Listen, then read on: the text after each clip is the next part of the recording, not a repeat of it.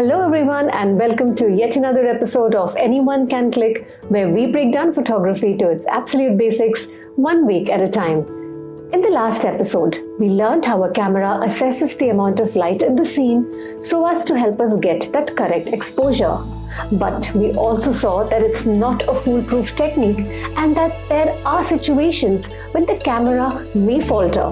Today we will take it one step ahead and we will learn how to identify those situations and what we can do to rectify it. This is our episode on exposure compensation, and at the end of it I'm going to share 2 images with you to tell you how exposure compensation can either make or break an image. It is one of the most costliest mistakes I have ever made. And on that happy note, without further ado, let's begin. A super helpful on-field reference guide of today's session is linked in the description box below. Click to get your copy. However, I do recommend you watch the video till the end for the guide to make sense.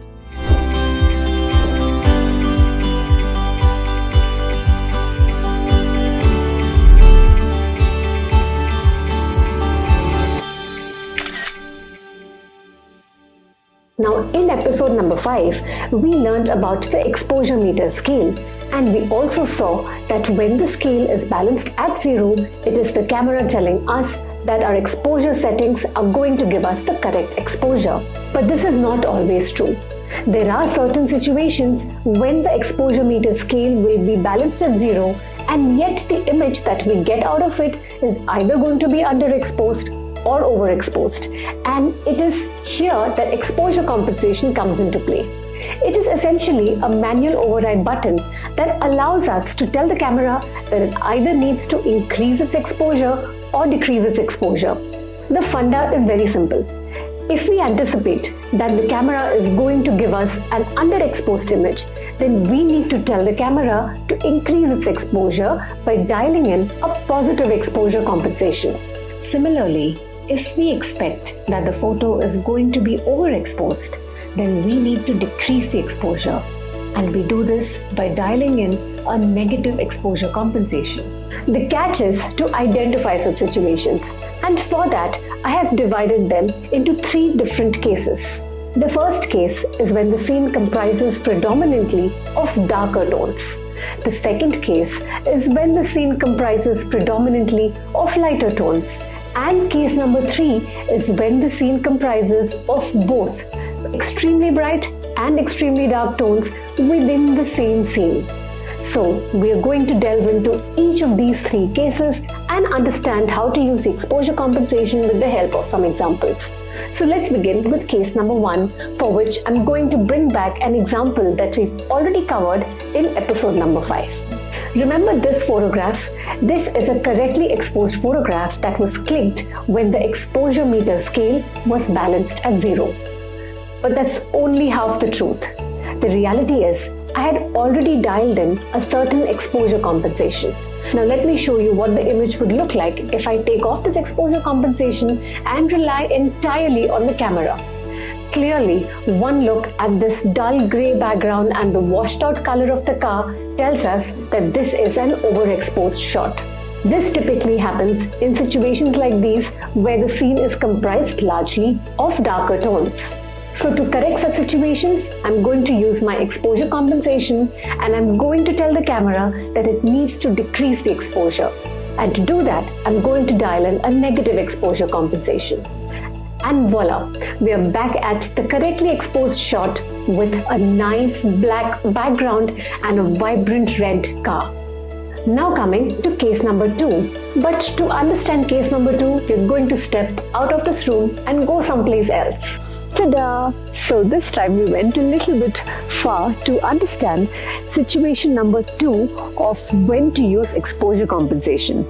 This is typically in situations where there are a lot of light tones in the scene, and what better setting than a snowy background. So we're here and I'm going to take a couple of photographs with and without exposure compensation to demonstrate to you how a little bit of exposure compensation can infuse so much of vibrancy into a photograph. So let's go. Notice the color of the snow. A little positive exposure compensation turns a grey snow into its pristine white form, the way it actually is when you view it with your eyes.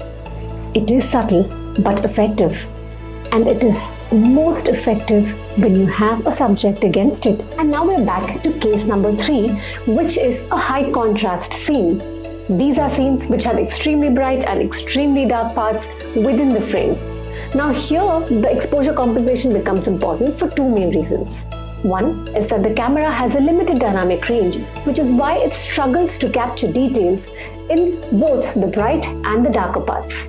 And the second reason is that the camera does not know what the subject of the frame is, which is why it may end up exposing correctly for the less important part. Now, there are 2 types of situations in case number 3. The first one is a dark subject against a bright background, and the second one is a bright subject against a dark background. The best example of a dark subject against a light background is a bird in flight against a bright blue sky. Now here, the camera is going to evaluate the light in the entire scene, and it will correctly expose for the sky. But in the process, the bird may end up getting underexposed.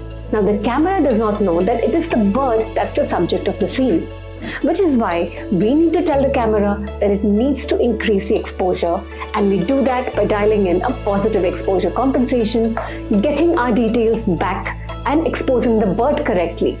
Yes, this comes at the cost of a slightly overexposed sky, but that's the call that we have to take given the fact that the camera has a limited dynamic range. Now coming to case number 2 of a bright subject against a dark background, and another classic example of this would be photographing a moon against a night sky.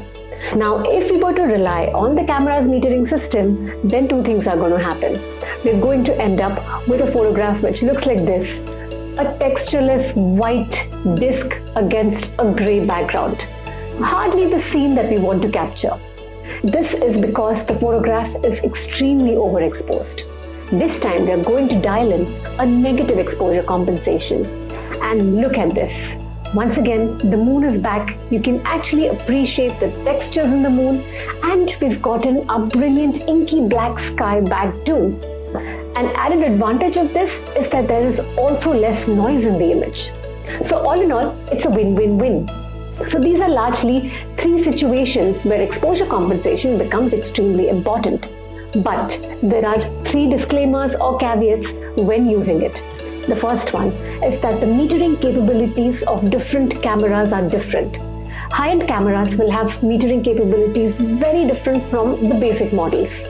They have something known as scene recognition, which allows them to actually differentiate between the scenes that are being photographed. So the first thing to do is to understand the metering capability of your camera, and a little bit of practice, a little bit of testing on the field is all it takes. Caveat number 2 is that everything that we have learned works when the metering mode is set to evaluative or matrix metering, which is exactly what we're going to do when we start out in photography. So don't go tinkering around the metering mode, because when the metering mode changes, everything changes. Caveat number 3. The 3 cases that we discussed are the broad use cases of exposure compensation, especially when we want to click a photograph that is true to the scene that's unfolding in front of us. But sometimes we may actually want to do something different for creative purposes. That's when we will have to use exposure compensation differently. In line with the matrix learning approach of photography, I'm going to make a separate video to cover these special use cases of exposure compensation. Silhouettes, backlit photographs, high-key photographs, photographing with certain different elements like fog. So that's a video which is going to come up a little bit later after we've covered the basics of photography. Now I'm going to park everything that we have learned aside, and I'm going to address an obvious concern. Exposure compensation does sound a little bit confusing and counterintuitive. We are basically saying that when the scene is comprised of darker tones, we need to decrease the exposure even further. And when the scene is comprised of lighter tones, then we are actually dialing in a positive exposure compensation. This kind of doesn't seem right.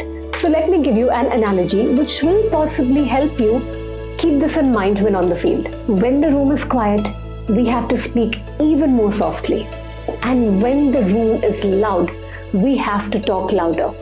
That's kind of a similar thing that we're doing with exposure compensation. And if this analogy fails you, then there's a simple formula that you can keep in mind. If it is light, turn it right. And if it is black, dial it back. So in a nutshell, if the scene is dark with a lot of dark undertones, make it darker. And if the scene is bright and light with a lot of light tones, make it even lighter. Now, if all of this is still sounding extremely overwhelming, I'm going to give you one word of comfort. Mistakes are bound to happen, especially when you begin with photography, especially in a topic like exposure compensation. The art of perfecting exposure compensation always begins with trial and error. So here's what I did. If the resultant photo looks underexposed, then dial in a positive exposure compensation. If it looks overexposed, then dial in a negative exposure compensation. But the key is to always register why that's happening so that you will eventually reach a point where you can predict a situation and dial in that exposure compensation even before you click the shutter button. This is important because in many genres of photography, like sports, like wildlife, trial and error may not always be helpful because you may not get that second chance. Make your mistakes, know why the mistake happened, and learn from them. And on that note, I have reached the last part of the video. As promised, I'm going to share an experience with you, the most costliest mistake that I have made in terms of missing an opportunity, one that could have been avoided if I had just changed the exposure compensation. This happened in Ranthambore. We were photographing a sloth bear in the monsoon forest. Now imagine a dark subject in the backdrop of dark green forest hues. Naturally, I dialed in the negative exposure compensation to get my correct exposure. And it was all fine. Except that this sloth bear had an agenda. It was scouting the forest, looking for trees with honeycombs. Because there's one thing that the sloth bear really loves, which gives it its second name, the honey bear, is honey. It found the tree, it found the honeycomb, and that's when I should have anticipated its next movements. Because slowly but surely, the sloth bear started climbing up the tree to reach the honey. And suddenly, the scene shifted. It was no longer case 1 of a dark toned scene. It became case 3 of a dark subject against a light background. And such a scene requires positive exposure compensation. And yet here I was, not even at 0, I was at a negative exposure compensation, which meant that the first couple of shots that I got were completely, thoroughly underexposed. This is the kind of mistake that sometimes being too excited on the field can lead to. Now that experience taught me 3 important lessons. The first one is compose yourself before you compose your shot. Lesson number 2 is that always think 2 steps forward, know your subject and anticipate its behavior. And step number 3 is always keep an eye out on the exposure compensation. Now on that tragic note, we have reached the end of this video on exposure compensation. I hope you've found this video useful. If you did, please do leave a word, like, subscribe, comment. It greatly helps the channel. And yes, in the next episode, we will learn about the practical application of the exposure triangle when shooting a scene. I will take you through the entire stepwise process of arriving at the settings of the exposure triangle in 2 shooting modes, the manual mode and the aperture priority mode. On that note, take care, goodbye.